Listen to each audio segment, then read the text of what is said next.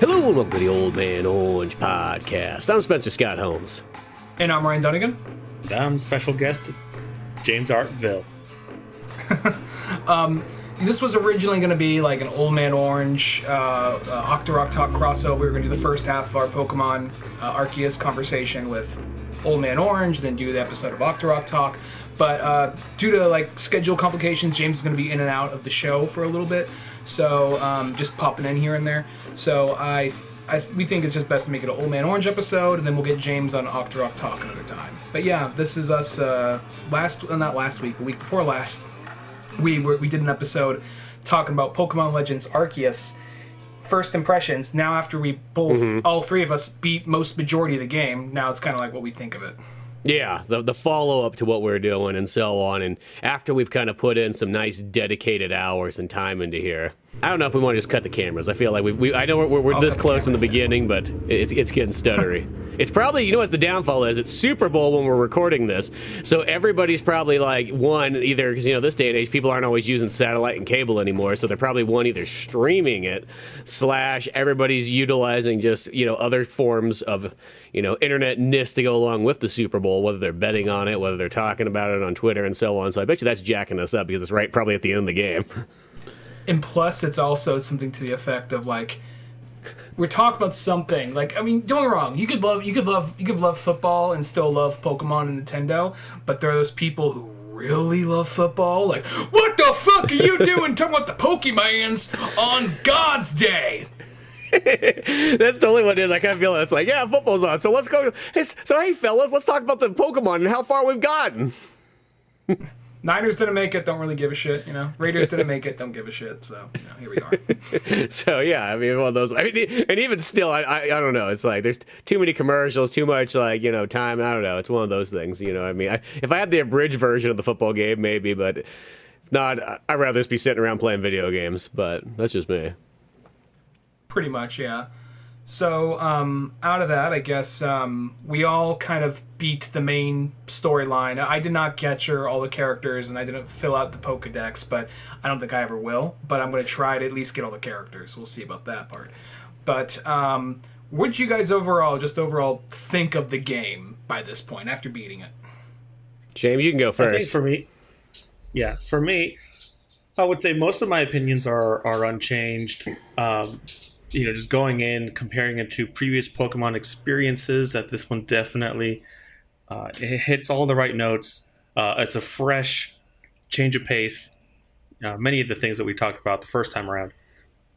Though after coming at the end of it, I would say that I was left a little disappointed in terms of the presentation and polish overall. And just a few little instances, for example, the lack of voice acting or even just like sounds. When the characters talk, there's no grunting, there's no sighing, or just like any other. It's just menu prompt after menu prompt.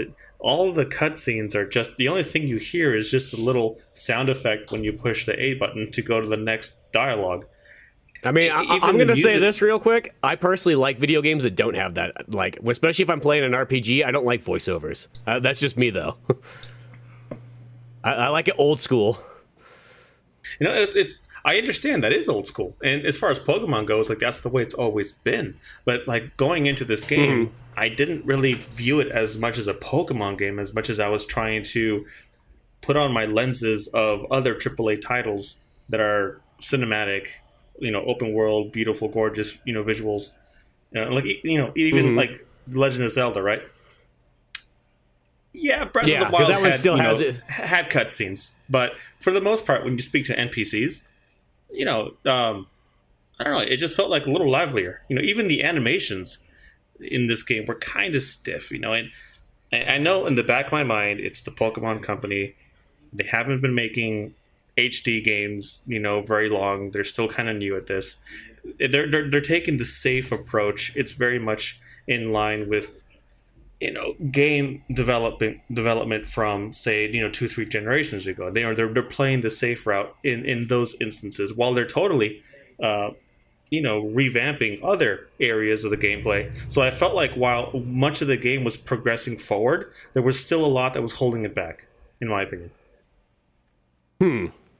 Like, 'cause for me, like, this game, I still will say it's pretty darn freaking amazing. Like, I mean, yeah, granted, I mean, it is, yeah, it's not the, the most perfect graphics-wise game, and, but I don't know, I guess I don't judge it too much on that. I mean, I know I am playing a Switch, and a Switch is technically just an enhanced Wii U, which a Wii U is just sort of kind of about, like, a next PS3, Xbox 360, but at the end of the day, but... Well, I guess it's also something to the effect of, if I can be, I'll be Switzerland here for a second. It's kind of like, gameplay-wise, I don't really have a whole lot of complaint. There's like some little weird things in the last, like pre-game missions. Like, where the fuck did that come from? Now why am I doing this suddenly? There's a little bit of that. Overall, game. I really liked this game a lot, and I'm glad I got it. And I think it was a good breath of fresh air for it. But at the same time, I'm wondering how much of it is the Pokemon Company and how much of it is limitations due because it's a Switch system. Because the thing is, Pokemon is the most successful franchise in the world. They've between games, movies, TV shows, toys, they're their most successful franchise.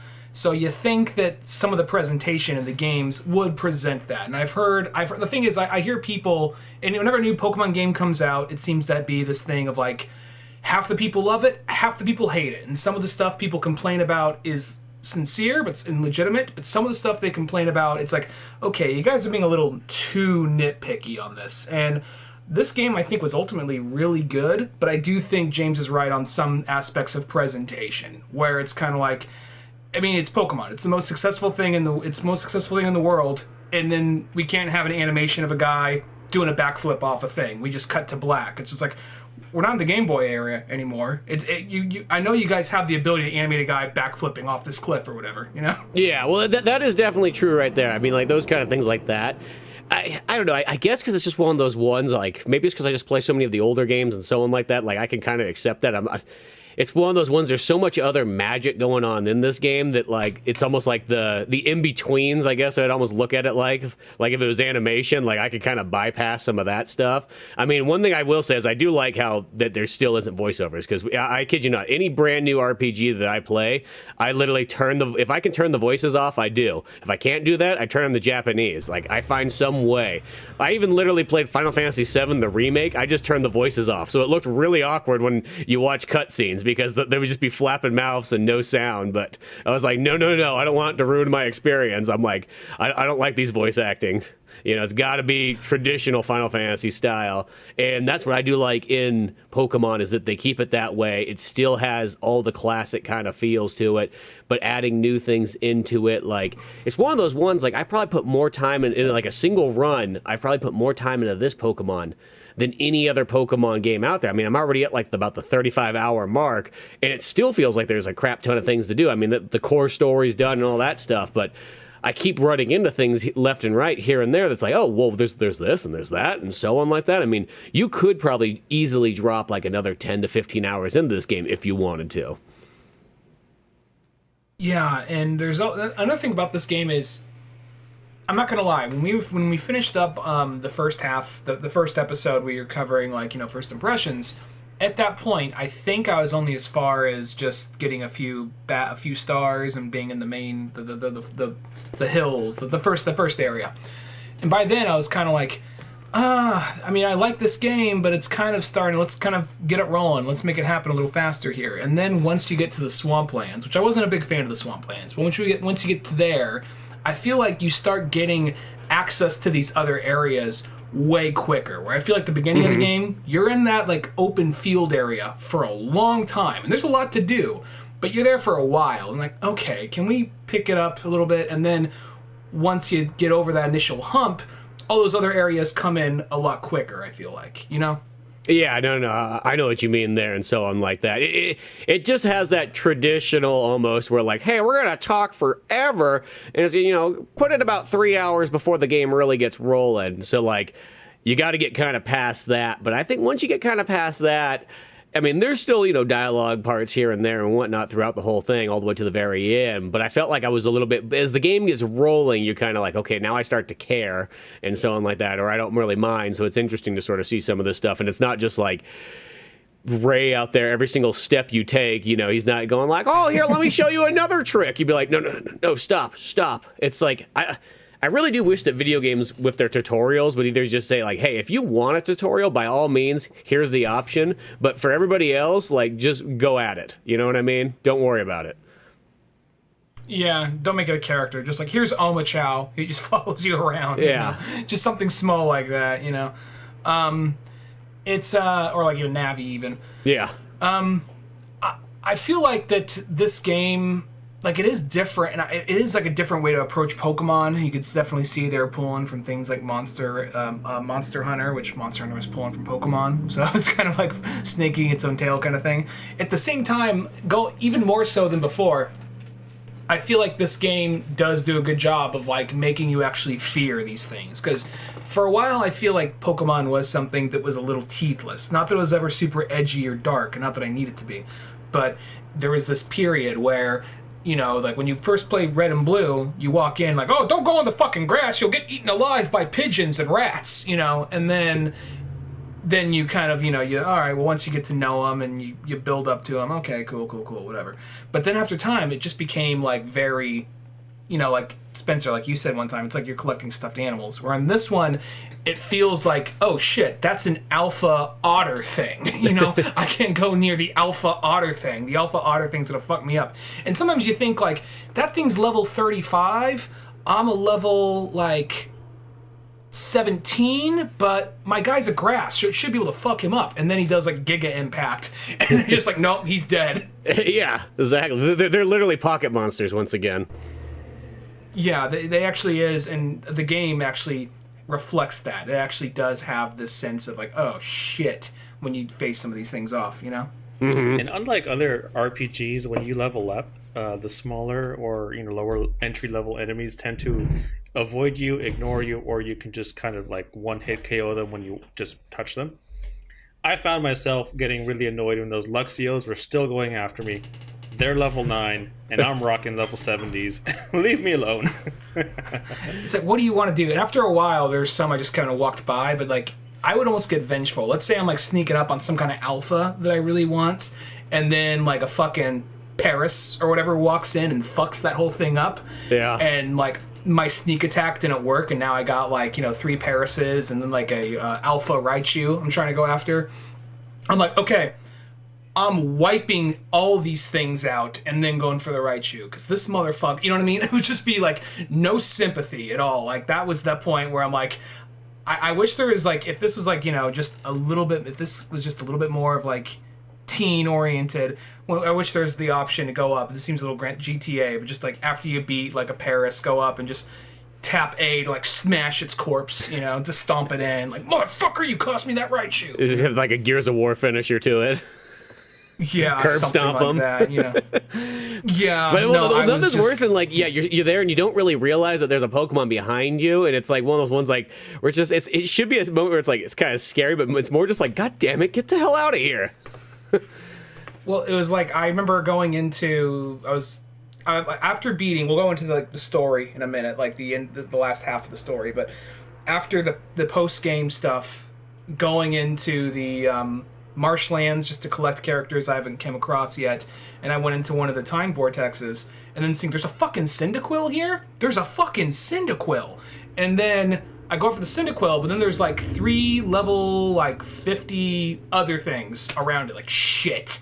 And then like, in the process of trying to get the Cyndaquil, I accidentally kill it, and then like, feel like Antonio Banderas and like Once Upon a Time Mexico, like, now I must kill you all. Yeah, I kind of get that too. No, those time vortexes are almost the most interesting thing, where you'll find just Pokemon and you're like, holy crap, what the hell?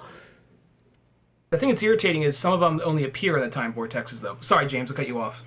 Yeah, you know what that kind of reminds me is the fact that how in this game taking place in the past, the Pokemon in the wild, they don't randomly appear. They're not random encounters, and yet in the time distortion bubble, those are random encounters, almost like what we're used to in the later generations, right? Yeah. I couldn't help but draw a parallel how that's the Pokemon experience in the future. Random encounters. Yeah, I mean, granted, the random encounters is more just, a gameplay mechanic, but I see what you mean by that. Right. I can see it kind of working both ways. Yeah. But that's also like those time vortex areas. That's just what I kind of learned in those ones is you'd have to do the thing where you sort of lead the crap Pokemon away so you could get to like the good ones. Well, after a while, it gets irritating because you're going after, like, if there's an Eevee, usually I'm going after it because now Eevee has more than 3 evolutions. He has, like, 55 evolutions now. So now it's, like, always trying to go to one of those just because, well, I could have always evolved it into something. But then there's always, like, looks whatever Shinx evolves into. Like, there'll be one of those. Or those stupid, like, fire ghost balloon things, So after a while... It's like, what the fuck are these doing here? I bump into these things all over the real map. Get this shit out of here. I should be getting, like, it doesn't have to be, like fumbling over EVs and starters and, like the evolved Lickitung thing. It doesn't have to be all of those, but I mean, at the same time, like, well, let's just get the weird, hard-to-find shit in here. Get all this other shit out of the way. It's just slowing me down. Yeah. Get the junk Pokemon shouldn't appear in, like, the... or at least common ones. Yeah, just like the common junk ones that you're like, dude, I see these all over the place. You know what I mean? It should be at least stuff that's either hard to find, kind of rare, something in that kind of ballpark. But yeah, like you do have to do kind of all that stuff. But then there's also all the good items that get dropped off in there and whatnot, so you can grab all those things. Those things are just really neat. Also, I started noticing, did you start noticing this towards like the later in the game, is they started having things in there where like, hey, there's like an infestation of like a certain type of Pokemon. Like go over there and exterminate them pretty much. Got too many mime juniors. We know what they grow up into. Yeah, exactly. Some of them are good though, because I found one that was an Eevee infestation. So I caught like 8 Eevees in like that section. It was like, oh, nice.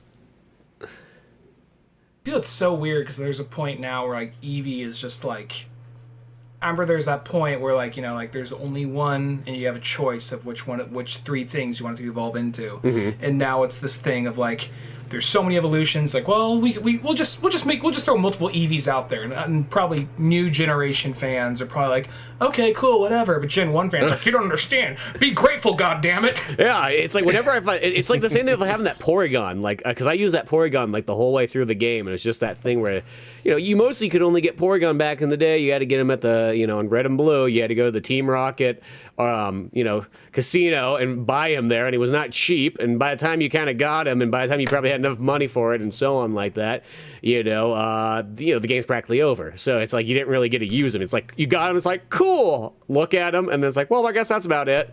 So in this one, it's like it was awesome being able to use Porygon the whole time through.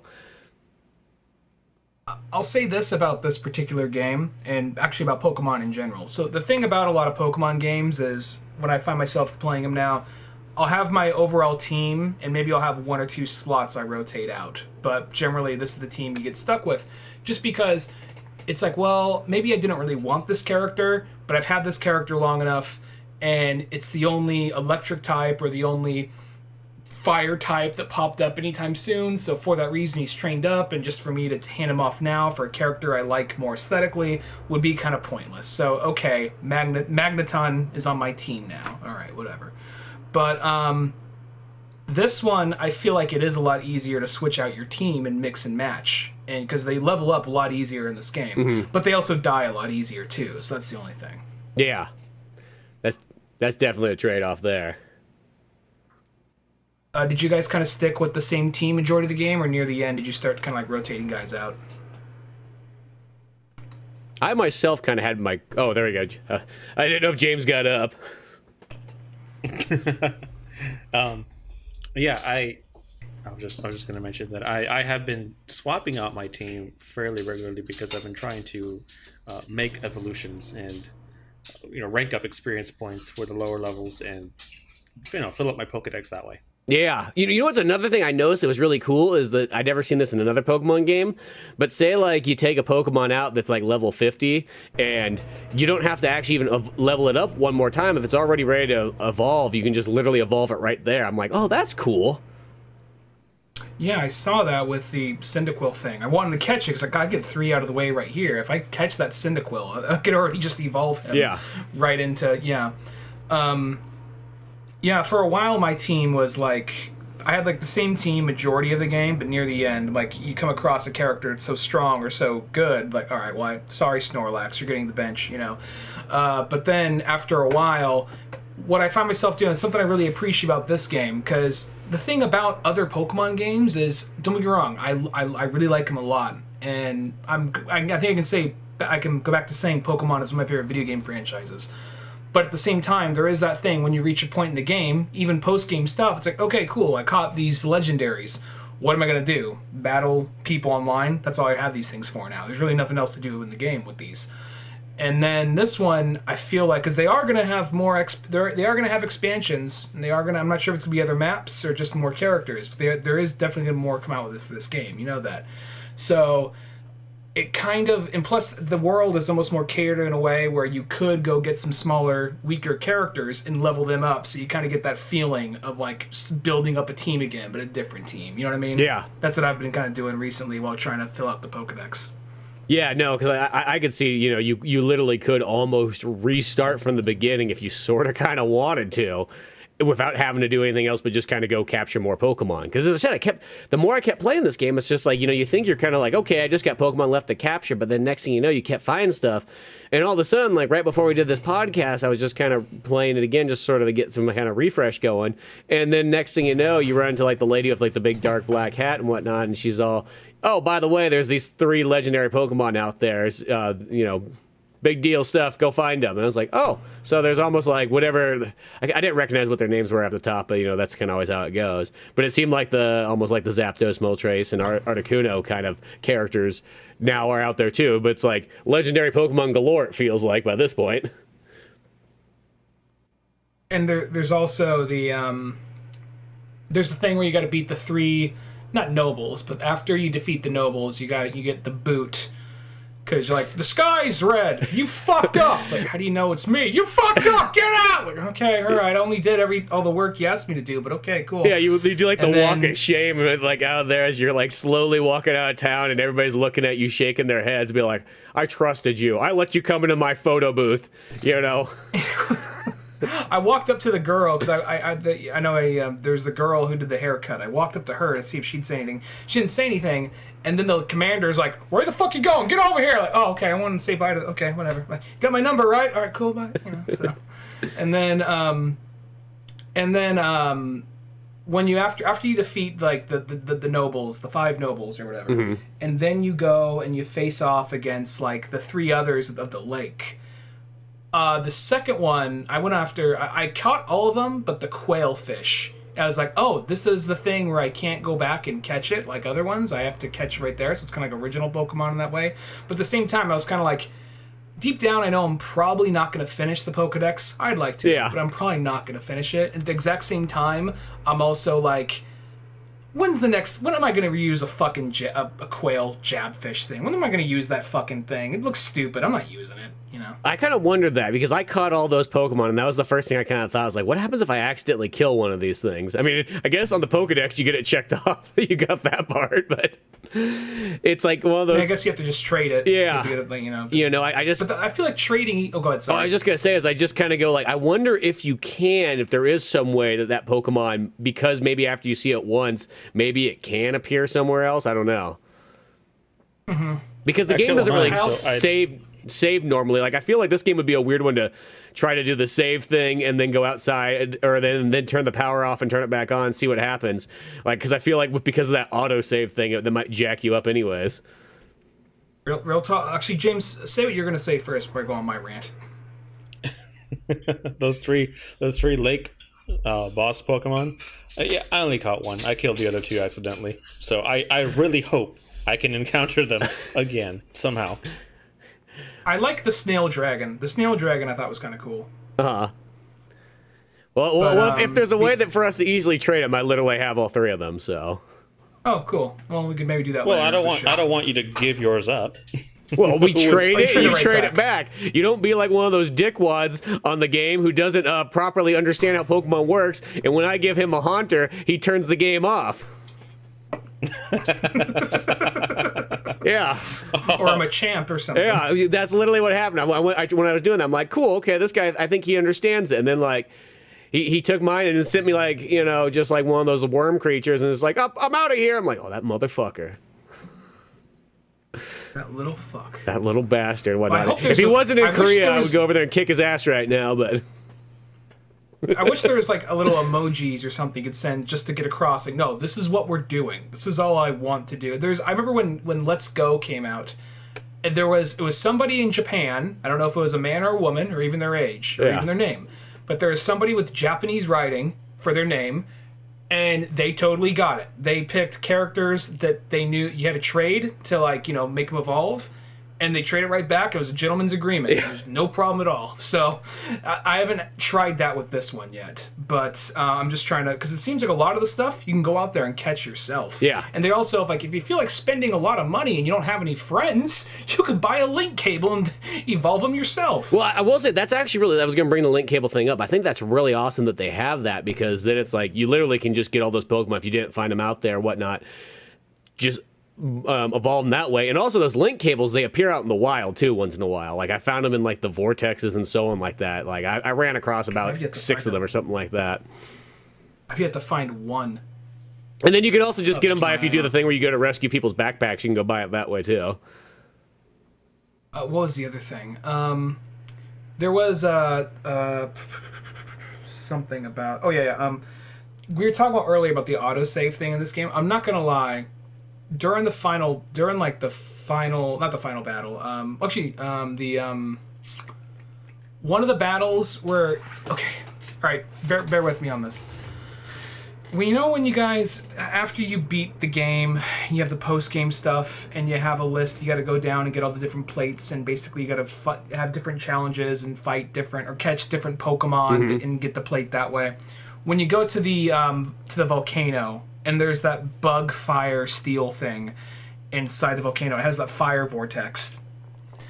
I'm not going to lie, I died on that. I'm like, no! Because I had a bunch of shit that was very valuable on me. So I did the total thing. I immediately just turned the game off and restarted the software. Because, like, right there, like, I had so many, like, you know, like, max revives and thunderstones and stuff like that I was not willing to part with. And I wasn't sure if they're going to be part of it either. So I'm just like, turn it off right there. But that thing was like, I'm not going to lie, I called bullshit on that part just because at no point, I mean, it was kind of like a noble fight, but it wasn't exactly. You had this whole thing where just like, hey, you know these mud ball things? These things you never fucking use, and they just do nothing but take up room in your inventory? They're required for this part. Like, and I, you know, it's like, oh, are you fucking kidding me? Now I gotta use these. And like, for a minute, I wasn't even sure if I was doing anything. So you gotta throw like 10 of these things before his fucking shield goes down. You know? Well, yeah, I noticed the same thing there too, because I was throwing them. I was like, okay, there's a crap ton of them here. That's gotta be it. But why hasn't it? Feels like nothing is happening yet. Exactly. So I was wondering if I'm even doing anything right. I'm like, how many of these are I gotta throw? I'm like, all right. And once I got the shield down, it became easy. But it was like one of those things like, I call bullshit on that whole fucking part right there. Just total bullshit. Because it was not... Because, like, you did nothing like that previously in the game. And there's all those mud balls there, so what else could it be? But it's like, you know these things you never fucking use, and why would you? Yeah, here you go. You know, I will say this, though. I did find... Oh, what were you... I was just going to say this on the mud balls real quick. I did find use for those this time. I used to think the mud balls were just, you tossed them out, like, what the hell is this? But, like, if a Pokemon gets angry and runs towards you, and you're like, motherfucker, I wanted to just catch you. I didn't want to battle you. You hit him in the head with the mud ball, and mostly they'll go like, Durr! And kind of back up, and then you can just throw the Pokeball back at him again. So, they do actually have a pretty... Once I figured that out, I'm like, oh, these are actually kind of nice. Oh, okay. All right. And well, you can do the same thing or similar tactics with the snowballs, the sticky balls, and the spoiled acorns. And kind of, I had the same reaction as Ryan did. I would throw the spoiled acorns, and it would, like, sometimes it works, sometimes it doesn't. I'd throw like 5 of them, nothing happens, and I'm just frustrated. It's like, what am I doing wrong? And yeah, it's a numbers game. Depending on how strong the Pokemon is, it requires getting hit more with more quantities. Yeah. So, You try that thing on like a Torterra or some shit. Like, it's not working. yeah, exactly. Certain ones it's not going to work. But like once I kind of realize that for all the small ones that are kind of just a pain in the ass, where it's like, no, I don't want to fight you. You're like, I just want to catch you. You know, because that's the only thing sometimes I do kind of wish is I know that's part of the game's thing, but like once the Pokemon gets angry, you can't capture the ball. Like, why not? Can I just keep throwing the ball? You can make it harder for him to get caught in there, but I just want to keep like pummeling him with balls until he goes in there. Yeah, well, I get what you mean there. I'll say this, it's like the complaints I have. I'm still gonna say this game is like. It's high up there. I highly recommend the game. I think it's fantastic. Even if you don't like Pokemon that much, I'm gonna say it's a really fun game. On the same note though, games like this, I'm really over the like inventory system.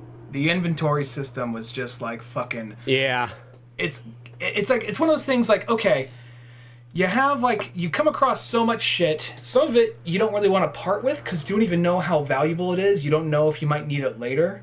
And then like the wood, like you come across enough wood. You come across enough wood, but not enough for it to be important. Like, well, what the fuck am I gonna do with this? I make dolls with it? Fuck that. All right, whatever. Moving on to the next thing.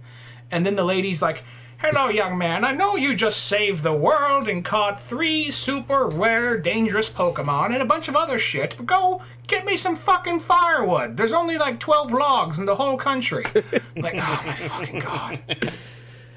Yeah, well, you know, because this is my problem with the inventory type stuff. I just feel like on these kind of games, if you're gonna have that weird crafting system and all that kind of stuff, just let me pick up anything and everything. Because it's almost one of those ones like I hate kind of having to like nitpick all the time. Be like, okay, let me throw some of this out. Let me do this. Like, just let me just go at it. Just give me like a giant rucksack that I can just shove all this stuff in there. Because really, at the end of the day, like, who cares? It's, you know, it's not Resident Evil where that's kind of part of the game's gimmick, is that like, okay, you have 8 slots and that's kind of for puzzle solving and like making sure that you don't just take everything you want with you. Like, it has a little bit more of a reason. Like, I feel like in these kind of games, it's like, no, just let me just load that bag and don't make me there's that guy who's just making more money than anybody in this entire like world just by showing people how to like make an extra slot in their bag. Yeah, it's like how like all right. The first time I pay $100, like $50 or $100 for like a spare slot. Okay, whatever. After a while, I'm paying you more money that's in my actual bank account for a fucking slot. Are you shitting me? How about I just buy a new fucking bag by this point? And so I kind of like on that note, and this is not really a realistic gripe, but I really wish it maybe it could be like the teen one or something, but. I wish they would make the Pokemon game where you're the bad guy, where you're like a Team Rocket type game or something like that. You're not playing as Jesse and James, but like a team, like a kind of anti-hero / villain Pokemon game. And if you could make it teen, don't make it teen through like, you know, swearing and violence. Just make the character a little bit more questionable, you know? Yeah, just because I'm not gonna lie. There's a lot of people I just want them to fucking kick in the kneecap and then like chuck them off the side of a cliff in this game, like Volvo, or like when you face against him for the final time, or that asshole who's like, let me show you how to make a spare spot for $1,500. Well, yeah, because that guy, like, I thought, I'm like, okay, $20,000 is probably gonna be the end, right? No, he still keeps going up. It's like, dude, when does it end? You know, I mean, at this point, I just have money to blow that I don't know where else I'm going to spend it at. So I'm like, whatever, I'll go expand that bag just to see how far it gets. You know, if this is a PlayStation game, you'd get a trophy or an achievement at some point, but for wasting your money on it. But it's just one of those ones that's just like, dude, it just goes forever. It's not like, and it's like, you think that like he would give you more slots for the more it goes up, but it's just like, I don't know. It's just one of those ones like, let me just stash as much crap as possible. Like, just almost like, in a sense, minus out, like, the chest. We don't need the chest. Just have everything fit in my rucksack. I mean, it's just acorns and, you know, stardust and, you know, potions and things like that. It's not like it's giant, enormous objects or anything. Yeah, James, do you have any trouble with the item at some point? Because I myself just found myself just kind of like... I myself found myself, can't talk right now. I myself found myself in myself. But was it myself? Was it I even? No, I at some point just kind of like, you know what? I don't give a shit about Stardust. There's some shit I just kind of started dropping off to the side. Like, this might be important later. I don't know. You drop off the Stardust? Yeah, there's just stuff you sell, isn't it? Yeah, but it gives you good money though. At some point, I'm like Stardust or more spoiled like, acorns. No, fuck that. Stardust of the spoiled acorns. Fuck that. Yeah. Stardust can be used as an ingredient to make an item which sells for multiple times more than the Stardust alone. Yeah, it's all those like little plate-looking things you get when you're in like the vortex. You combine it with the Stardust, and then you can get like the $5,000 one, and so on. I mean, granted, this game, I will say, you don't totally need that stuff as much because you just always kind of go catch more Pokemon, and that's how you make your money, and so on. I totally like I don't know. I just kind of weigh it in something to the effect of like, all right, am I going to use this? How likely am I to use this? Am I going to actually craft this? How long before I get the recipe to craft this? So it's kind of like, all right, like medicinal leeks and things to make potions. I always go for those because I always need those. Like stuff to make Ultra Balls and whatever I always keep. But after a while, there's just some things like how am I going to really need this leaf thing? How often do I make these leaf things, Well, I just got to the point, I just literally just started buying. Oh, what were you going to say? Yeah, you can just buy the ingredients. One of the frustrations I ran in... Go ahead. Oh, I was just going to say real quick that I just got to the point where I just started buying the balls and the potions. I was like, it's just easier this way. You know what? They don't really cost that much more anyways. It's just like one-stop shop, whatever. Potions, balls, revives. That's all I need in life. I don't need anything else. The frustration that I ran into in the open world would be tossing the Pokemon at like a tree or a rock quarry. And then, of course, you continue running. You don't just stay there and wait for it. And I'd have my Pokemon returned to me, and the screen doesn't change, and I'm like, wait, what? Was that an empty tree? Only to realize, oh, well, you can't fit any more items in your rucksack. And it's like, oh, man. So, yeah, that's frustrating. Oh, God, that would happen so much. You'd be like, no, I want this. Like, let me get here and fiddle through and find what I need to throw out and whatnot like that. And of course, there's all these things that auto-added just from defeating whatever character. Like, you got some spoiled acorns. Like, oh, good. Thanks for that. Yeah. Oh, we also got these little sea pod things, which apparently are useful. But I didn't know that. That's what makes the fog or whatever. But yeah, whatever. Let's get this part of the way. Volvo. Oh, God. Or Volo, whatever his name is. Yeah, Volo. Yeah, Volvo. I was thinking like, what's his name from Soul Calibur? Or Voldo. God. I really wish at some point these games got to get some teeth to them. And like, can we just kill this guy? Because this guy obviously is his lineage grows up to become your rival in a Diamond and Pearl, and he sucks in that too. Can we just solve the problem right here and just push him off this cliff once we beat him? Exactly. Because this guy, the whole time, I'm like, one, who is this guy? He's here all the time. Whenever we're doing something, he just happens to show up, happens to have some, like, hey, guys, let's go do this. Be like, whose friend is this? I mean, like, I don't know. I guess somebody here must know him. He's always just happens. Like, no. Yeah. What's he doing? Like, intercepting our, like, telegrams and whatnot? Like, how does he know where we are all the time? He's always, like, 3 steps ahead. I mean, by the end, when you get to the point, I'll be honest, until, like, near the end, I didn't piece together that he was the bad guy. Like, when he followed me around, when like, there's that part where it happens where, and I get it, it's a game mechanic, but, like, because they can't really just they want to animate him just tagging along for no reason. There's a part where you go to the lady in the black hat, and he's all like, hey, so we want to help. Like, well, I don't think you're worthy enough to help. He could obviously help, though. Like, yeah, he will totally help you, won't you?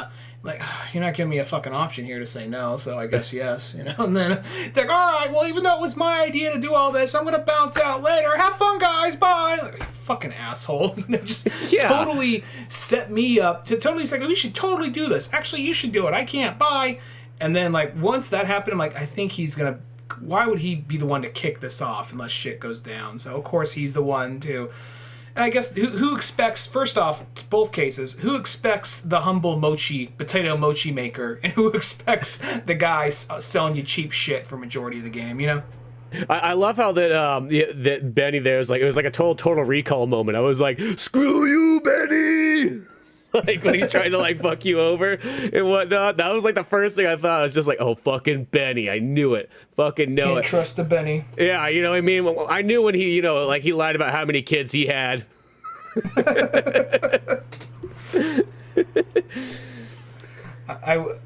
that whole part with him, like, I mean, I didn't actually have any trouble like facing off against Benny, and I didn't really have so much trouble. I mean, Volo was a challenge, but it wasn't so much. It was more that you got 2 more battles back to back after him. That was the thing with him. Because the Benny battle, because that's that almost is like before. That's like the before the credits one is you go to Benny and he's like right before you get to like the samurai dude and whatnot like that, and it's almost like they're trying to stop you there. And those battles aren't bad. It's when you get to that post game and you go through, and then it starts to almost become like a Final Fantasy, like kind of like almost like secret boss style, where it's like not only do you have to battle the boss, once with Volvo, and then it's like next thing you know, there's another Pokemon that comes out. You don't have any time to heal or anything like that. And then that Pokemon has a third form, or technically a second form or whatever. So it's 3 battles in a row, which is one of those things I've actually never seen in a Pokemon game before. To have that, I was like, oh, whoa, what the fuck? Like, like this is getting serious right here, and so on. Well, what pissed me off about a lot of these games, and I understand the way they view it, I think the way the part of them are viewing it is like there's always going to be a 10-year-old or a 12-year-old who wants to play these games.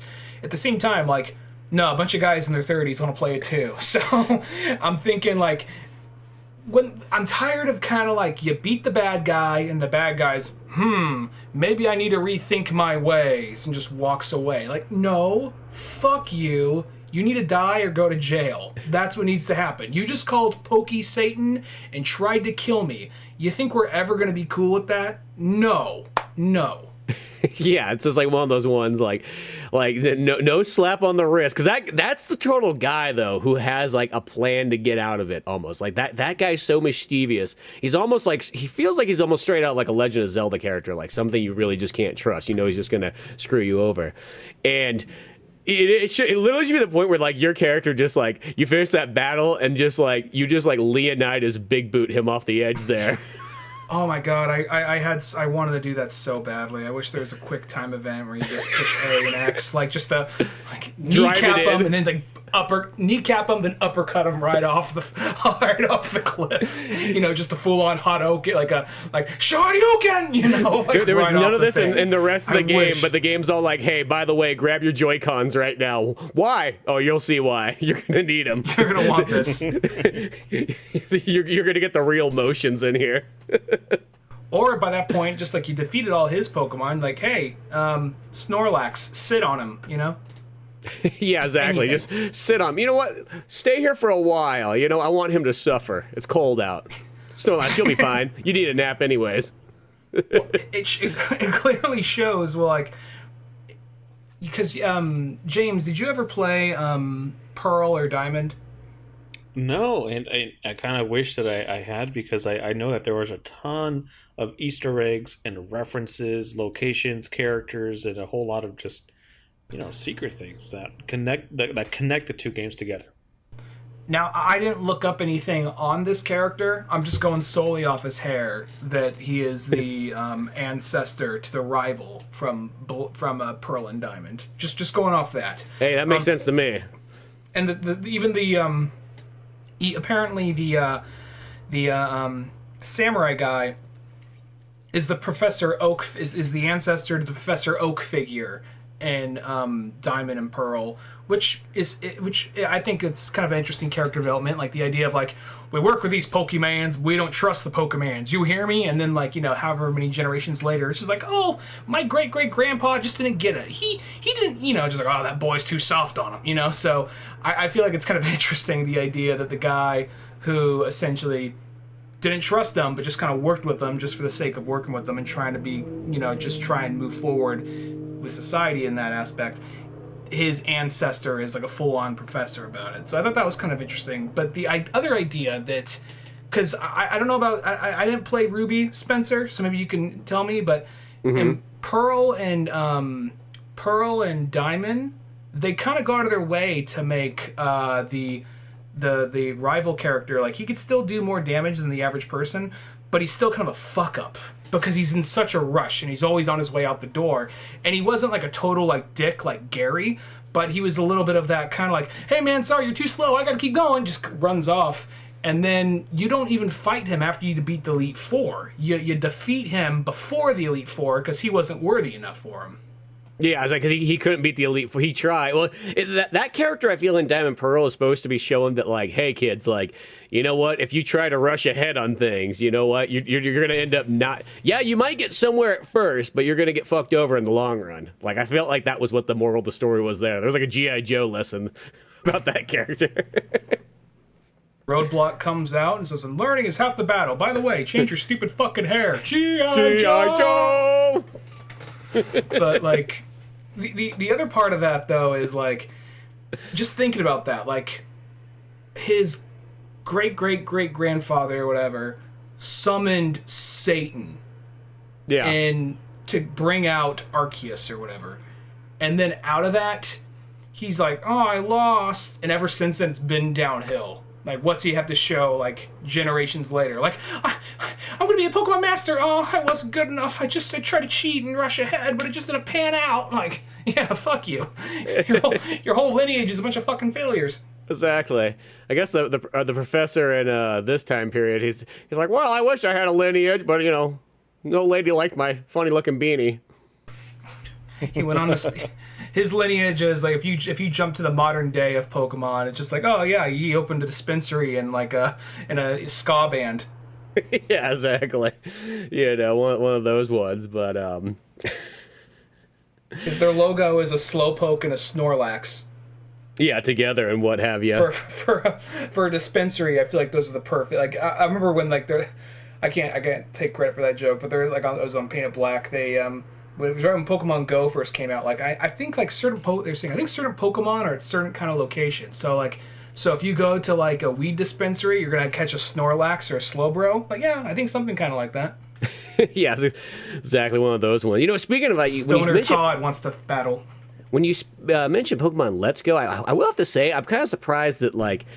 I just kind of thought of it now. I don't know why it didn't come up to me in the last 35 hours of playing this game, but like I'm surprised this game doesn't have some form of like a motion controls kind of option. And I know that Nintendo's kind of like given up on that, which is kind of a bummer because I always like the motion controls when Nintendo does it. But this game feels like you almost could have had like just that little extra. I mean, you're already doing like you're throwing the balls and everything like that. You could have almost kept a little bit of that like throwing the ball motion and things like that in there. You know, like that. I always call it the light motion control. It's not like the entire thing's controlled by that, but just that little bit of extra touch. I feel and like a feature that you don't have to have on if you don't want it, but like just there, just why not? We have Joy-Cons. It's probably because of the DS, or not the DS, but the Switch Lite is probably the main reason why it doesn't have it. But that's why I feel like it could be an option. I heard there was some kind of like motion control for this. There's none. I don't think so. I mean, I didn't think about it. Like, I guess I never pulled out my Joy-Con separately to try it out. So don't take my word for it exactly that it's not there. But I never saw anything in the options menu, and I always look at the options menu anyways on a game beforehand to make sure it's all dialed in. So. It just feels like this game feels like one of those ones that would be a perfect like one to have it. Like as you said, if you didn't want to use it, that's okay. It's not like a game that has to use it or whatnot. But I think it would have made it kind of cool. You know what I mean? What do you think, James? I have the opposite. I have the opposite approach. I would honestly be playing more of the Let's Go series if it allowed Pro Controller support. Really? Because, right? Yeah. Oh, the Joy-Cons. I mean, I have Joy-Con drift on my Joy-Con, so I don't know. Maybe that's it too. But well, I mean, I like the standard control. Yeah, well, I mean, don't get me wrong. I love the Pro Controller, and that's what I played this entire game on, and so on. That controller is pure amazing, and so on. And I mean, the Joy-Cons. The only downfall to them is I wish they just made them like thicker in a sense, and there's not really a grip that's out there for them, which is kind of bizarre. You think you would just be able to. Somebody would have made a grip by this point. Like the closest thing I could ever find is like there's a battery pack thing that kind of people buy because it's close enough. But because that's like what made the Wii controller so nice is that like it fit in your hand so good. It was like so comfortable to hold. And the only thing about the Joy-Cons, there is that weird thing that they are just a little bit on the thin side. It's kind of like when playing Skyward Sword, like when I play it on like the Switch version, it doesn't have that same comfortable feeling that it really had like on Wii, because on Wii the game's pure amazing. On Switch it's not bad, but it's just you are holding two little discs and not holding two full built like adult controllers.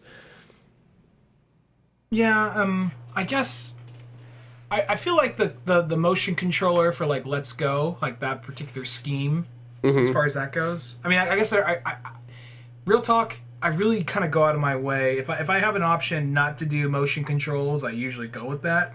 I'm going to say Let's Go, majority of the time, was one of the few exceptions where I feel like that worked in its favor. Just because it became way easier to catch him. Now, if you're going against like a legendary or something like that, they go, okay, let me just swing my hand for like the next 5 minutes until I just catch this fucking thing. But majority of the time, it was just a lot easier just to catch him and move on. And I kind of prefer that, in all honesty, compared to most of the games, because I feel like the thing, I mean, don't get me wrong, we all grew up playing Red and Blue and Gold and Silver, so there is that thing where this is kind of what you know, but I just kind of liked how quick it was, and Let's Go, just to bump into something, you see it, like, oh, I want that one, run up to it, flick your wrist, maybe might take more than one try, and then bounce out, you know? Mm-hmm. I love that so much. Well, I'm very pro like motion controls, like, because when motion controls are done right, I feel like it makes the game experience just that much more better. And it's like some of the recent ones, it's like the Mario Golf one that came out, like that one's super dialed in. I like that one a lot, I mean, Skyward Sword still, even on the Switch, other than the fact that I just wish I had a fatter controller. I need like the Duke controller of like Switch Joy-Cons. Like that's what they need, just big fat one like that, for the single ones. But yeah, this game right here, I almost feel like I just want to check once we're done with the podcast just to see, but I never saw anything in the options. It didn't bring anything up. Mostly Nintendo always kind of like somewhat like says like, hey, here's some motion controls if you want to try them out, but they like totally just like put it under the rug and just been like, you know what? No, let's just keep it easy. People always seem to bitch about if we put motion controls in there, there's some fucking nerd out there that's got to tell us like what we did wrong and how we all need to die, and that's always the downfall of the motion controls. Is like there's somebody out there who has to ruin it for like the people who actually like them. Let me actually ask you guys. This isn't about motion controls, but it is about the game and other aspects. Did you guys feel like? I mean, I know that the time vortexes, that's where weird, odd-end characters might pop in. But after you guys beat the game, did you feel like certain characters pop up in the wildlands like you didn't see before? Or do you think that's... Because I want to put it past the game, like, oh, this character only spawns at this area at this time of day. I want to put it past that. But did you guys have any of that by chance? I'll let James go. I haven't played enough of the post game to witness your particular scenario, so I can't say either way. I felt like I saw other things, but then I also kind of wonder if it's just, I think there's certain Pokemon that like, they have like this, let's say like 15% chance of spawning in this location, and maybe just the first 3 times you ran past it, you never saw it, but on this like 4th or 5th time you came on by, then it appeared there. So, but I don't know, it could also be, hey, actually, past this, I mean, time frame, I know that also changes it too, but it also could be post game. Maybe they do drop a couple little extra ones in there, because it's one of those ones I never looked it up, because I never looked up anything in this game. I wanted it just to be such a fresh like experience of me just figuring things out. But I was starting to wonder, I'm like, I wonder how many Pokemon in total are in this game, because I've caught like 200 and something Pokemon, and it's like, I know I'm not even close. I have like 160 something right now. I'll say this after post game. 'Cause here's the thing: the first the place I'd probably go to the most, even though I was complaining that I was there too long, was probably the fields, the open area, the first area you go to, the fields and all that. I went there the most, probably because if I knew I had to stock up on some like supplies, I knew that was the best place to go, because other places, medicinal links and other things, might be a little bit more sparse, but they're everywhere. So I would find myself going there a lot just to like build up my inventory on like berries and all that.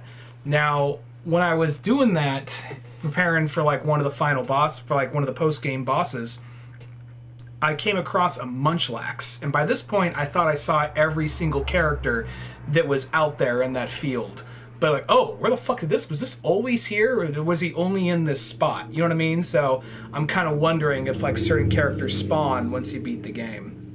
Yeah, I don't know. That's a good question right there, but I think it also is. There's just certain Pokemon that just have a real rarity to appear, so it kind of gives you that feeling of it, like no matter how many times you go walking out in this field, you're going to still run into something kind of new. I mean, at some point, I guess you won't, but it does. That's what I mean. It's like as I said, we've gone so many hours in this game. We finished all the story and so on, and there's a lot of games you're like kind of like, yep, okay, and I'm done. That was a great experience. Blah blah blah. Let's go on to the next thing. Where this one still does give me that feeling, like I still have that hankering of like, oh, let's go out and just catch some Pokemon.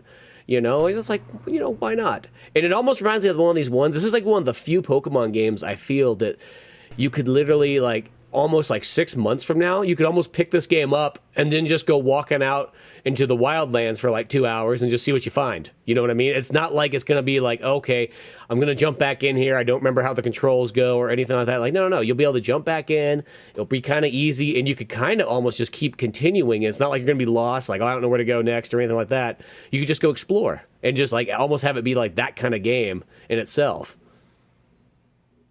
Mm-hmm. Yeah, and there's also like, I plan on playing this game a little bit longer. Like I'd like to capture every character I can find, but I don't think I'm gonna, because even that happens with every game. At the beginning of this game, if I saw a new character, I try to capture it with it was within reason, as long as it wasn't like some 45 level thing and I'm like 12, you know. But and then at some point, like I found myself being like, you know what, I want this. I'm going to capture this guy just because I need him for the mission, or I'm going to capture this guy just because I like him, or I'm going to capture him because I need to level up. But there's some characters like, fuck that, don't care, don't need it, don't want it, you know. And then later I'm like, well, now that I'm done with all this stuff, let me go back and capture that thing I didn't want or need, but for the Pokedex, you know. Yeah. Now, James, what do you think about all that? Kind of like continuing on in this. I think a quality of life improvement would have been having a mini map on the HUD. Without having to, you know, open up your satchel or your phone.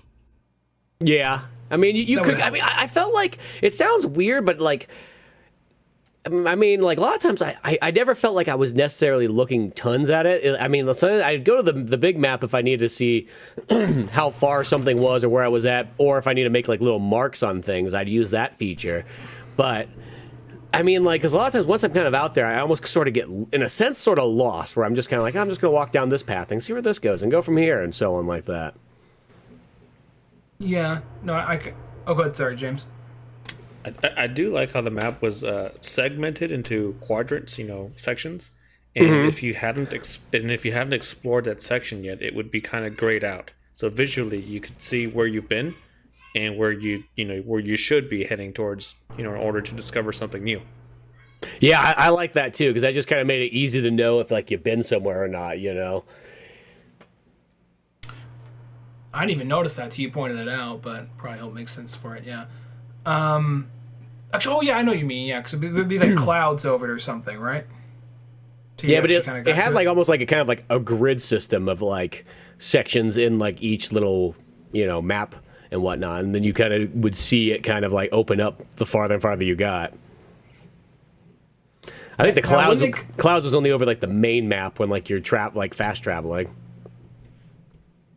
Now, when they come out with DLC for this, do you think it's just going to be like, okay, here's a new map with new Pokemon, or do you think it's just going to be new Pokemon out in the wild with some new missions? I honestly think it's going to be a new map, and the only reason I say it is because the final mission of this game is all revolving around you catching all the Pokemon in here.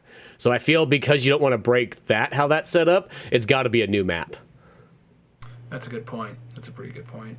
And I wonder, do you think the new one's going to have like Gen 1 starters or other starters to capture? Because this one just has the miscellaneous starters from all over the world, as well as the Hisunu region starters. You know, I could see it having some of that kind of stuff in it, and like the DLC type stuff. Yeah, like I'm wondering how mad will like new fans be like, great, fucking Gen 1 Bulbasaur and Squirtle again, you know? Yeah, well, and it's like one of those ones. I think there is something to be said by not having them in this Pokemon game and not technically having them in Diamond and Pearl. I don't even think they're in that one either. It's because it's sort of like if you kind of go a couple games without having them in there, when you bring them back, they'll feel special again. Yeah. Well, that was even like a thing when like you after beating like Sword and Shield, you got like the Charizard. You got the Charmander at the end, and it's like a post game thing. Like, okay, well, really, am I going to use this thing for? By this point, all my guys are level 80. This thing's a level 5. What the fuck am I really going to do? Yeah, I can. He'll grow up a bunch of levels at once, but what? He'll be 35 among a bunch of guys that are in their 80s. Well, what's he really going to do? I mean, the DLCs, I guess you could utilize them there. Even then, I still felt like, well, it was cool because even then, like, it was just like, hey, you paid $20 in DLC. You want a Squirtle or Bulbasaur? Take your pick. At some point. Yeah, one of those kind of things. I will say, though, it's funny how in this game, though, nobody, the whole time, okay, you save the world, you clear the sky, you seal the vortex, you kick Volo in his nutsack. Yeah, in your mind you do. But you do all this stuff. They throw a big old fat party, Nintendo doesn't let you take a picture of that party, all that kind of stuff. And then nobody asks you, like, oh, hey, by the way, how are you going to get home? Or do you even care to get home? Nobody even cares. They say, like, oh, we'll put a cot outside for you, and you can live here for the rest of your life. You can marry Ray. I'm like, I don't want to fucking marry Ray. He's like, well, I can get married. Like, no. I didn't travel through dimensions. Like, I didn't think I was ever going to get a girlfriend, but maybe one that fell through time and space. But it's just like I keep waiting for my only chance. My grandma told me about this. Nobody's addressed. Not a single person has brought up like, oh, by the way, how are we gonna get you home? No one has brought that up. I guess it's just kind of well, it looks like you live here now, so All I picture is the samurai guys just going like, you're too useful not to stay here. Can't help but wonder, like, if we're ever going to discover what his life was like before he came. Yeah, that's what I mean. It doesn't answer anything because I thought there would be like you would almost like who knows? Maybe once you get Arceus and you got to capture every other Pokemon to get there, so who knows? That could be an extra 10+ hours more of gameplay, if not even longer. Maybe that finally answers it, but I'm almost gonna say I bet you it doesn't. Nobody in this village they don't care. It's the 1800s. They probably just think you got drunk one night and fucking like stumbled across like the ocean from like Kanto.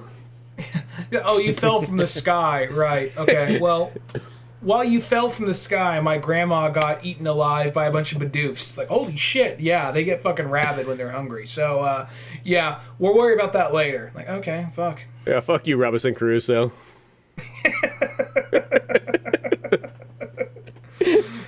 I can't help but wonder what like the timeline of events, with the creation of the world, and then this game, because it's really hard to believe, like really like all that time has passed by. You've as a human race or whatever they are, they're not like cavemen. Like they do have a society, they have technology, they have a lot of hundreds, thousands of years has to have progressed since the dawn of Poke time. Mm-hmm. And yet, like Pokemon are still such a mystery to them. It's really hard to believe. Well, I feel. Oh, go ahead, Spencer. Oh, I was just going to say this really quick. I guess it's sort of like, because, it literally, because I always picture this game kind of give or take, like late 1800s. Like, in a sense, I feel like it's the exact same year as like Red Dead Redemption 2, but we're just in Japan instead. And, if you think about it, like in the 1800s, that's like when that big like expedition kind of like started happening where people started going out and really studying animals at that point. Like, it felt like there obviously was somebody who always did it, but it wasn't really like Charles Darwin of the Pokemon world. That's what I mean. So maybe that's what this is supposed to be. This is like the time when people started to, okay, I guess we don't just hunt them and eat them and let whatnot, or I don't know. I always kind of wonder in Pokemon, like, what do they eat Pokemon? Like that's always an interesting one. Is that what Benny's fucking cooking up there in the back there? Everybody keeps ordering fucking potato mochi, but Benny's just really like, I just want to serve like a Charmander steak. That's all. Well, at the same time, so cute and cuddly. I love cutting it open. And playing with its insides. Like, oh shit, things with Silence of the Lambs real fucking quick. No, I feel like I honestly, this is just me kind of like making it up in my head, but I almost feel like in the future, at least, they've probably made some kind of synthetic protein or something kind of like that. That's my guess. I mean, because I just have it hard believing like, okay, see that's a Tauros, it's your friend, or a steak. You know, like I have trouble like thinking like. I don't know, like, because how much the whole world loves Pokemon. Because here's the thing, even like, I mean, these games, I mean, I love these games. They don't have the best dialogue, though. Because everything you walked up, like, gee, isn't it amazing? I just want to meet all the Pokemon in the world. Except this one. I'm going to fucking eat this one. But, oh boy, all the other ones, I can't wait to meet and play with. Yeah, okay, whatever, dude.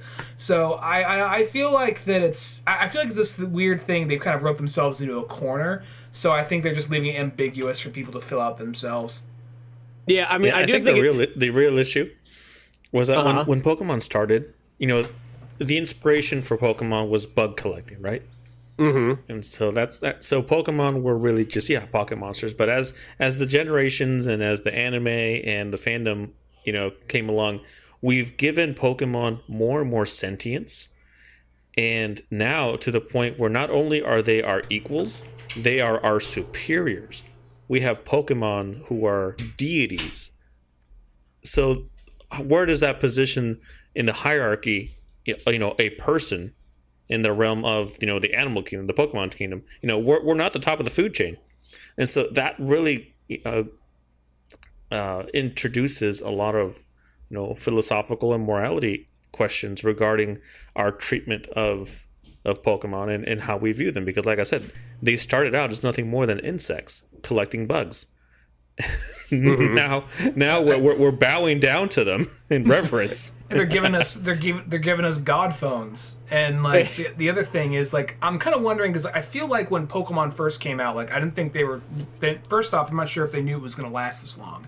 Secondly, I'm not sure if they were putting that much thought into like their origin, because going off what the first season of the show is, as well as the game, the first generation of the games, I feel like there's this sense of like they just kind of been here for the last couple years, or maybe they've been around. Maybe there's ancient ones, but they've been hidden. Like I kind of got the sense of like the world was filled with other animals and Pokemon. And Spencer, when we covered the manga. The anime, the manga that was more accurate to the games, there's that part when he's in the Safari Zone, and there's a bunch. He gets caught by a Vileplume, not Vileplume, a Victory Bell. Yeah, and he sees like a bunch of birds strung up and caught, like not Pokemon, but regular birds strung up and caught by the Victory Bell. So I feel like there's this thing of like originally it was kind of like there was animals and Pokemon, but in time, Pokemon are the animals of this world. I feel like they just almost kind of sweep that shit under the rug, you know? Yeah, because I think there's a handful of things going on. Like one, it's like it's a video game and it's like it's designed around more like fun gameplay kind of mechanics. You're not supposed to question certain things too much, you know. I mean, you can't help it as like time goes on. You just start to kind of wonder, you know. But realistically, it's like one of those ones. Like I think that's kind of it. And I think it was, when there was only 150 Pokemon, they sort of felt like, well, I felt like we got to throw this kind of in here and that, and that's where those kind of characters kind of appeared, like in those early days when, you know, everybody was kind of like filling in the blanks when they were putting together their material. And by now, since we have almost like 900 Pokemon, now you can almost kind of go, I guess that is all the animals of the world, is Pokemon. I actually have, James, I'm not sure if you remember this, but I gotta give kind of clarification. On this show, James, we have the archetype of what we call a jerk-off Johnny. And a jerk-off Johnny is, and you'll know exactly who I'm talking about as soon as I say this, he's the kid who tells you, oh, in the anime, this happens, and it's way more violent, and it's way, like, basically a Saturday morning cartoon in Japan is the movie Hostel, you know? So that's the jerk-off Johnny archetype. James and I both knew a guy that was essentially our jerk-off Johnny character, and he told us, he clearly was bullshitting us, but he told us there is some big episode arc that is only in Japan, has yet to come to America, where essentially there is like Pokemon were aliens and their body, like all the aliens of all the animals of our world were swapped out with Pokemon because of a passing comet or some shit. Which, I mean, that's a believable enough thing for this world and that game and that franchise, but nothing other. I think we would have heard about that by now if that was the case, you know.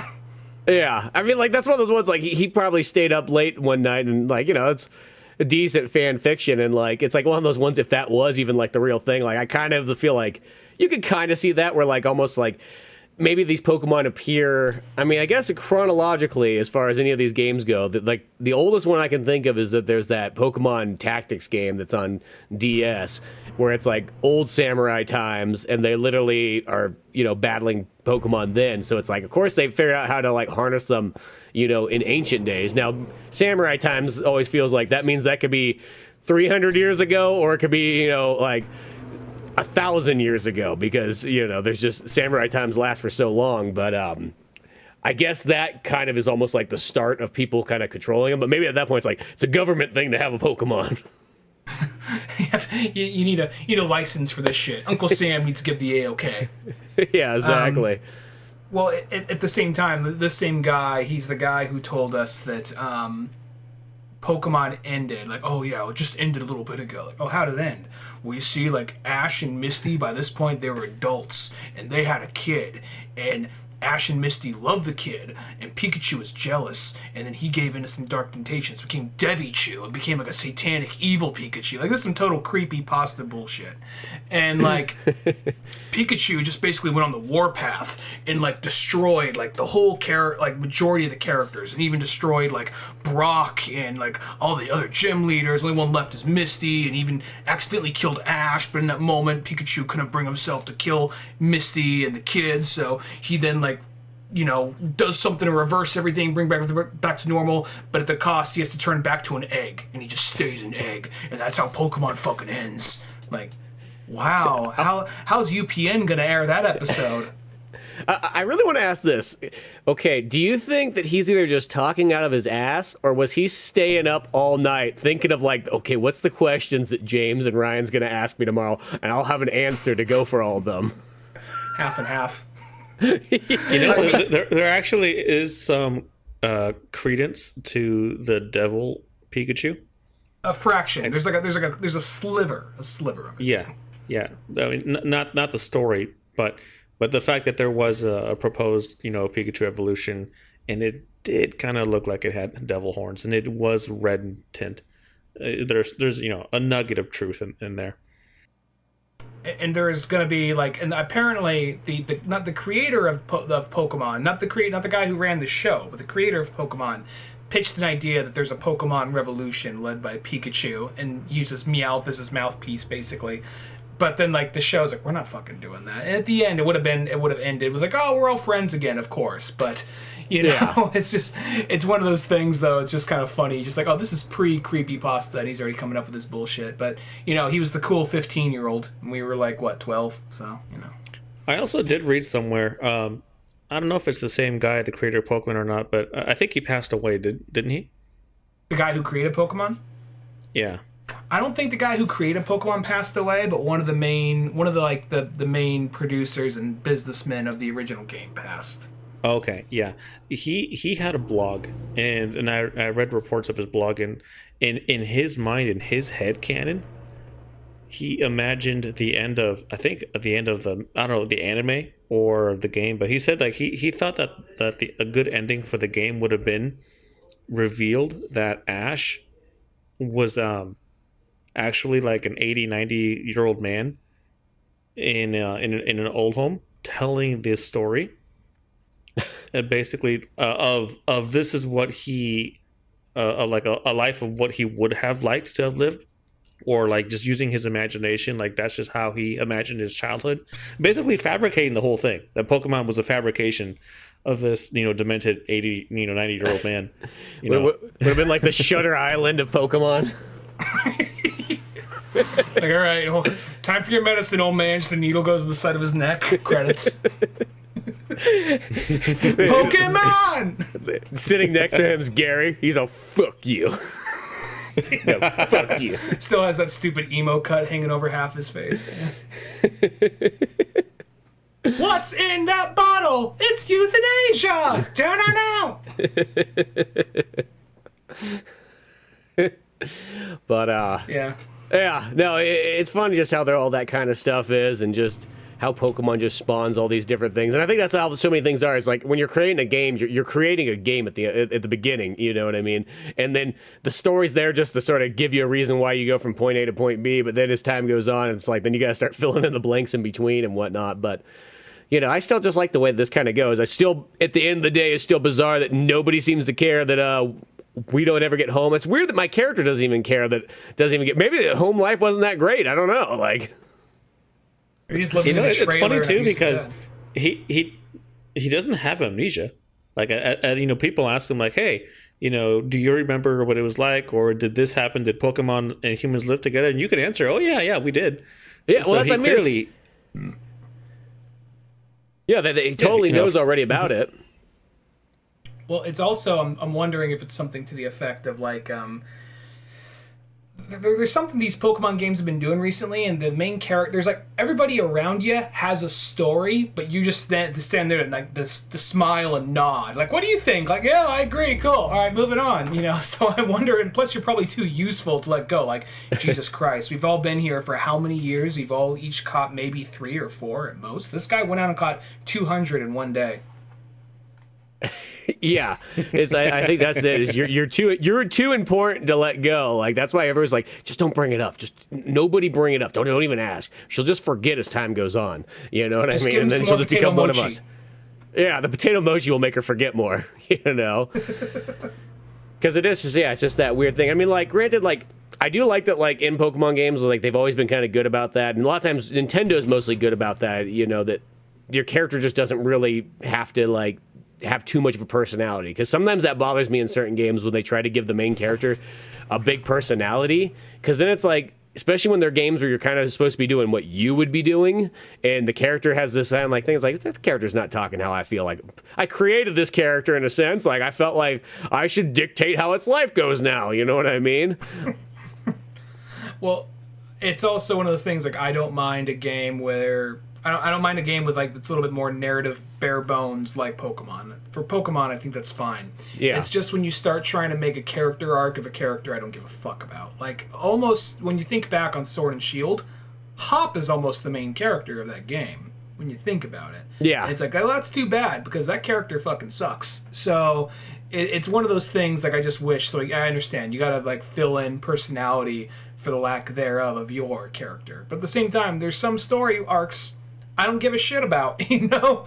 So, AKA Hop, you know. Oh yeah, well, Hop's that's the worst Pokemon rival of all Pokemon rivals out there.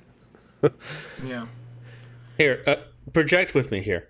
Let's say this game just knocks it out of the water, you know, which it has been, and they decide, all right, this little experiment of ours has paid off. It's working. It's resonating with the fans. Let's do this again. Let's, you know, either replace this as our primary Pokemon formula, or let's just make a sequel, maybe a spiritual sequel. It doesn't have to be a chronological sequel.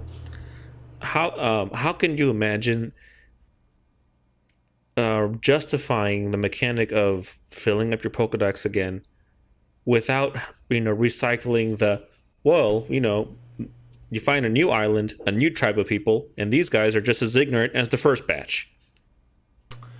Maybe it could be more of like, maybe you could jump 10 years in the future, and they're not as ignorant, but they're more of like, well, we're competing, we're trying to do our own Pokedex, or there could be some other kind of reason to be collecting them that go up against like some kind of like Team Rocket's forming or Team Plasma, something kind of like that, maybe.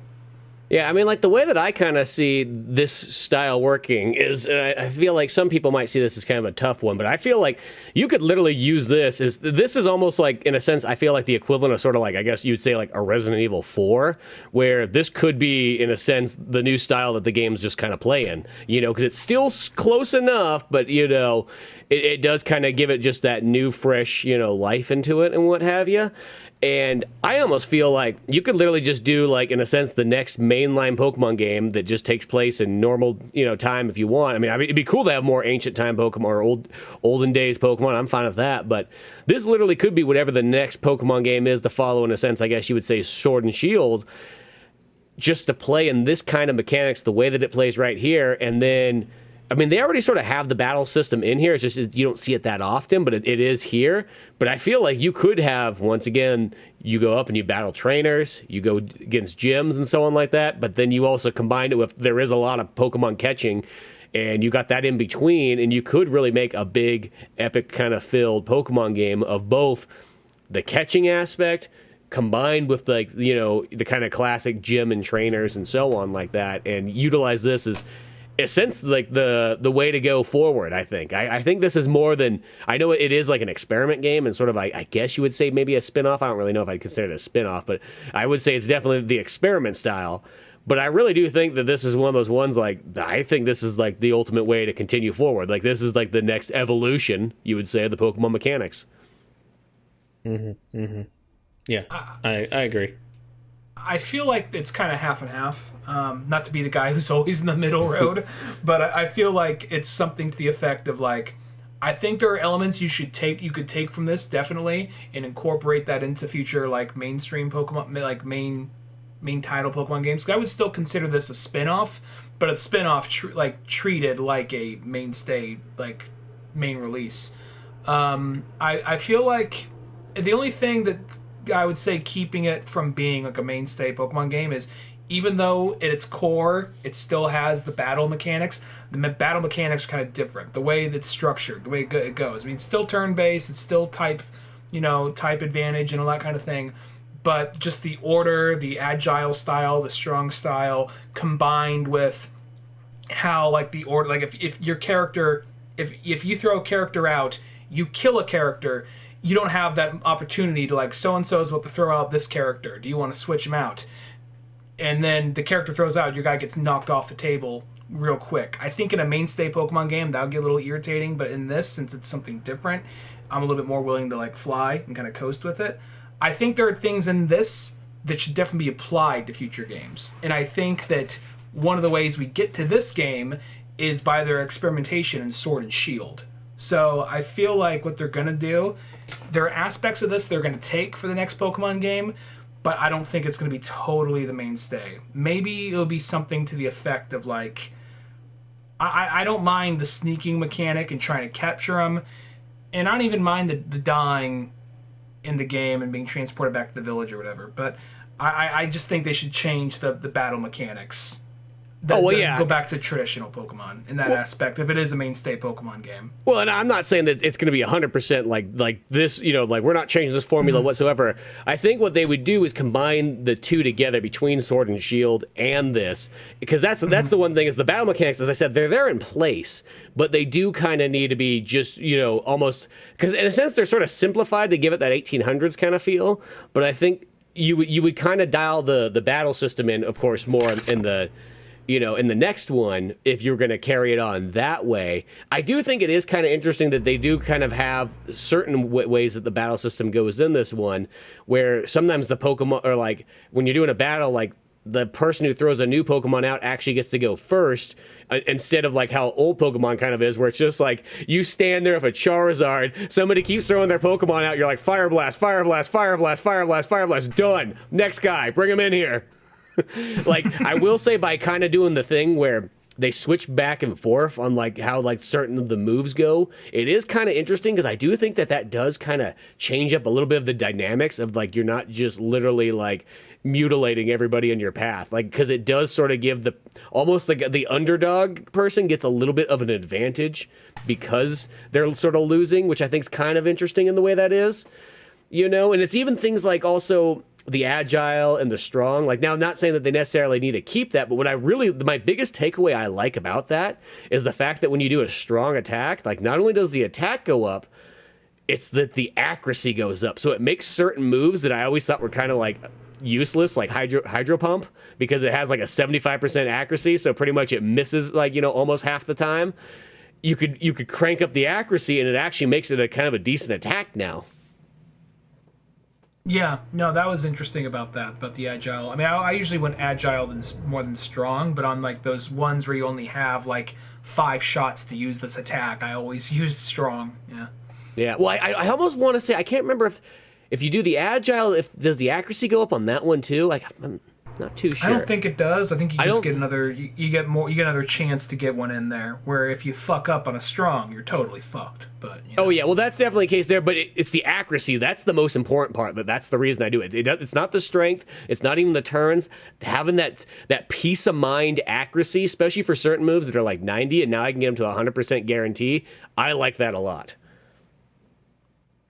I utilize the agile style a lot because if I didn't want to kill the Pokemon, I was trying to catch it. I wanted to reduce my attack power. Purposely. No. Yeah. Yeah, I like the agile for like capturing them too. Like I actually, as I said, I kind of like that system. The only thing that's kind of weird though is I feel like it kind of eliminates the critical that's kind of there in like other Pokemon games. So like it never feels like you don't get those like, oh good, I got a critical, perfectly took it out. It feels like your character's always going to do that exact same damage percentage no matter what, unless you do the agile or if you do the strong. It's almost like that kind of replaced the critical system. Yeah, I noticed that too. Can I ask you just a random question? Is there something I didn't realize? Is some very random question. I could probably Google it. But is steel weak to fighting? I think it might be. Steel has weird like because that's one of those like ones that has really strange like it's not what you would think it would be. Because I remember like going up and like thinking like, oh, I got this because I caught that alpha, the penguin thing that he evolves into. Its final evolution near the end. That was my main water guy near the end of the game, and he kept on like I was going against something and just used close combat, like whatever, just like super effective. Like what the fuck, It was like one of those battles that like, oh, it is weak against fighting. I just steel or weak against fight. Why is that weak against fight? Okay, never mind. That explains that. That's one of those things you wouldn't immediately assume. Like I wouldn't think fist strong against like something metal, but okay, whatever. That's probably definitely a Japanese thing. It's just been like that comes down to like old school martial arts type stuff. But it's probably also when you lay down the graph and like how you have to set the Pokemon up for like their weaknesses and strengths. They're probably at the end of the day, it's like okay, well you got to choose something. Well, there's the weird ones where you don't like psychic is like weak to bug, which if you're splitting hairs, like I guess if you're trying to focus and a bug is buzzing and annoying you, okay, all right, I can kind of get with that. But then there's just weird random things like, well, like fighting's weak to flying. Like how's that work? Oh, we just needed a weakness. You know how fighters are? They always keep their eyes down. They never look up. You got those choreographers from the from Chinese martial arts films, and there's a lot of flying going on there. Yeah, exactly. Tell it to Crouching Tiger, Hidden Dragon. Shit, yeah.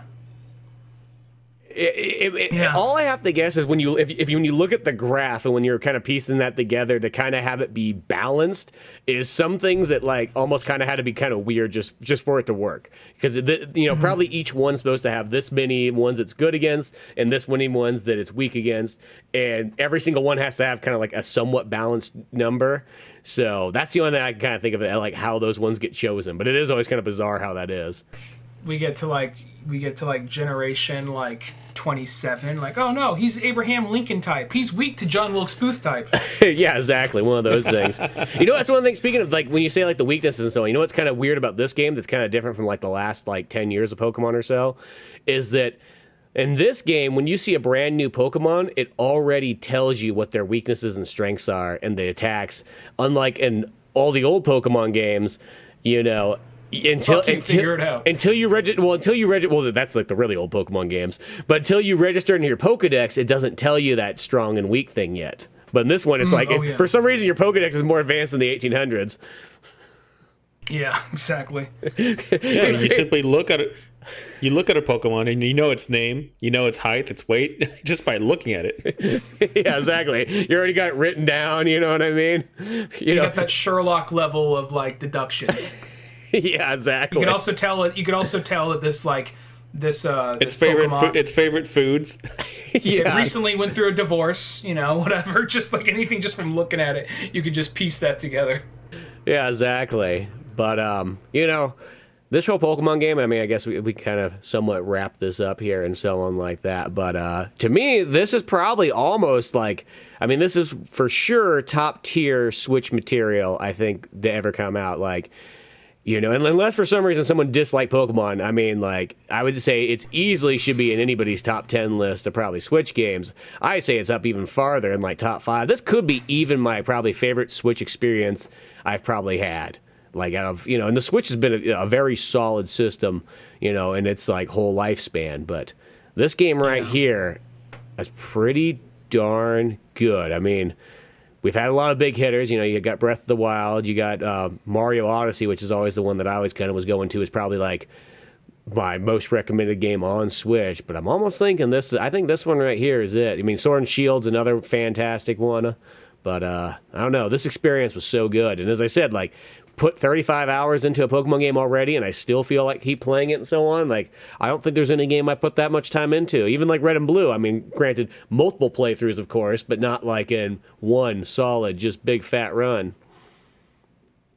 Yeah, and I feel like this game right here, I mean, I know it's a good game when, like, it pisses me off. I'm like, fuck this! I turn it off, and then I come back. Like, 'cause I'm not gonna lie, I have gamer rage. And then I turn it off and then come back 10 minutes later, like, fuck you think you're gonna beat me, motherfucker, I'm gonna come after you, so then, like, so if I'm like, whether it be like I enjoy it or I'm just playing it through for spite, I'm like, well, I was really plowing through and enjoying the game for the most part. So I mean, is it my favorite Switch game? I don't know if I call it my favorite, but it's definitely within my top 5, definitely, and it's probably one of the more, I probably liked this one more than Sword, I'd say. Yeah, I agree with you there. I think it's a good holdover for me while I anticipate and wait for Breath of the Wild 2. There you go. It fills a little bit of that Breath of the Wild like void a little bit, So, but yeah, no, I look forward to where this whether it just be a little one-off, which I doubt, whether it be a one-off or it be like a new spin-off series, and maybe they'll incorporate some of these aspects into future mainstay Pokemon games. But yeah, regardless, really fun game. I highly recommend it. Yeah, as I said, I think, it will definitely probably get some form of this later, even if it is just it stays in like its own kind of Legends world, or if it does become like a Resident Evil 4, and that kind of changes the whole, gameplay, and that's where it kind of goes from now. And I'm fine with that as well, too, if that's what the choice is. I think that works well. Plus, then, if you want to do a classic style one later down the line, and then it just makes it seem that much more magical because it's like you haven't seen one for a while. Just I'll say this. Actually, one thing I didn't like about it was, after a while, the noble fights I didn't really give a shit about. I was just like, all right, let me do this till, like, bring gym. I'd rather fight gym members than the noble fights. Noble fights, there's some that are really irritating, but there's some that are just kind of like, all right, let's just get this out of the way. There's no part of the noble fights like, boy, that was really fun. I was just like, I can just battle this thing regularly. But, I get it. They're trying something different. I guess they're trying to show, aside from giving orders, you actually have to be good on your feet, and there's a reason you have to survive out here. So I kind of get what they're doing, but at the same time, like, maybe work better on, maybe make it a little bit more fun in the next game. Yeah, I see what you mean on that one. Instead of throwing your arm out, toss after toss after toss. Man, his shoulder just must be aching. Just like, should put a slingshot or a crossbow or something. Find some other way to throw those bags at them. Yeah, that's true. For the motion controls, that would be the intense part. I didn't think about that. I'll say this real quick. I don't want to hold us up because I know we're about to close up here, but I was just, whenever we were throwing the bags of food at the Pokemon, I'm just thinking, like, for whatever reason, the line that came to mind was that line from Billy Madison, like, just give me a snack pack! Like, I don't know, just like, if someone just like edited that in such a way, like showing angry Pokemon, like, waddling all fast at you, like, I just want a snack pack! I already gave you a snack pack! Just like cut to like the guy throwing it. You know what, like, snack pack? Just give me a fucking snack pack! Yeah, I kind of have that feeling for that sure. just comes to mind. But yeah, it's like, I'm not saying that there's not stuff that can't be, dialed in anymore. It's like any video game. Everything can be dialed in more, but it's still a pretty high bar, and I think it'll be cool to kind of go from where it goes kind of next and what have you. But yeah, any extra thoughts on it, James?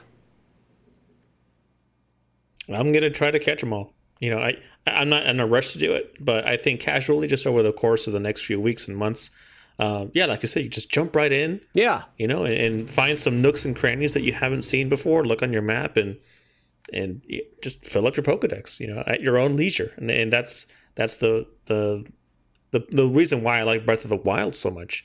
You can just jump in, dig around, and it doesn't matter if you're progressing in the story or not. You're just having a good time.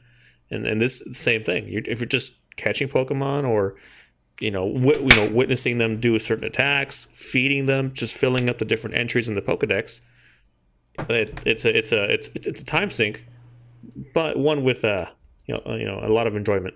Yeah, no, I totally agree with you on that one too. It's just like it's a perfect game that you can kind of just jump back into and just kind of go and play around and whatnot. It reminds me of just kind of being a kid and just kind of like when you'd get like your Ocarina of Time file kind of like maxed out, but like you could still just enjoy just running around Hyrule and just having a good old time. You didn't have to be just doing the game or anything like that.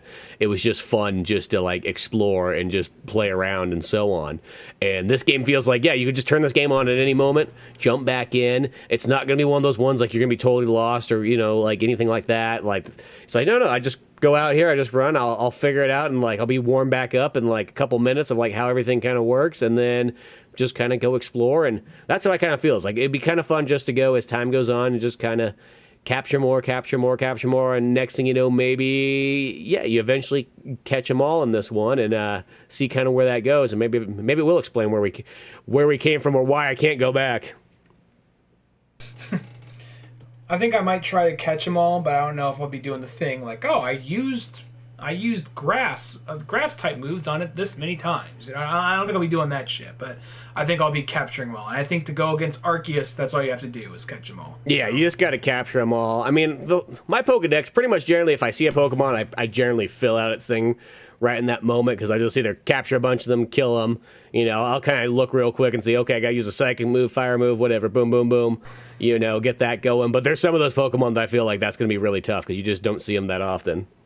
I guess you can always pull them out. You splash 100 times. Yeah. Well, technically, but the upside of this game is what I do like about it is like it gives you multiple ways to go about it. I mean, you can capture the Pokemon a bunch of times if you want. You can kill them. You can literally take the Pokemon out and use them yourself and do the moves and everything like that, and you can still get them kind of maxed out in your Pokedex that way. Like, it is kind of nice that it's not just like, oh, I have to capture it, I have to kill it, I have to see this move, I have to, use it this way, and I have to evolve it, and that's the only way I'm going to get the Pokedex entry. No, it gives you choices. Yeah. And, I look forward to the DLC whenever it comes out. Hopefully it's not ridiculously priced, but I definitely look forward to that. So. Yeah, hopefully Nintendo actually will throw it on, like, their, they'll just put it on, like, their Nintendo whatever Plus plan. I don't know, I can't think what the name's called of it right now, but I feel like that might be the thing. Since they're doing that with Mario Kart, they're putting an extra 48 tracks on there. Maybe the Pokemon DLC will go on there. Pokemon might be too big of a cash cow, so I'm not too sure, but... Oh, probably just how's their quarterly look? That's probably what's helped define that, really. Yeah, exactly. But I don't care. No matter what, I'll get it. I'm not a cheap bastard. Like, I fucking love Pokemon. So, whichever way they want to give it to me, I just say yes to Nintendo. So, you just open your mouth. I just open my mouth and they just be like, put that Diglett in there. Put that Dugtrio in there. I got enough room. But yeah, other than that, though, I'm Spencer Scott Holmes. You can go to oldmanorange.com and find more of our podcast, or comic books like Pizza Boys and all the other fun jazz. I'm Ryan Dunnigan. You can find me at Dunnigan Ryan on Twitter and Grit5 on Instagram. We also have our other show, Octorok Talk. I do with James. James, you want to give any shout-out stuff? Yeah, so I'll be the co-host on Octorok Talk, and you can also find me on Instagram and the website, jamesartville.com. Awesome. Well, till then, we'll see you guys later. Later, folks.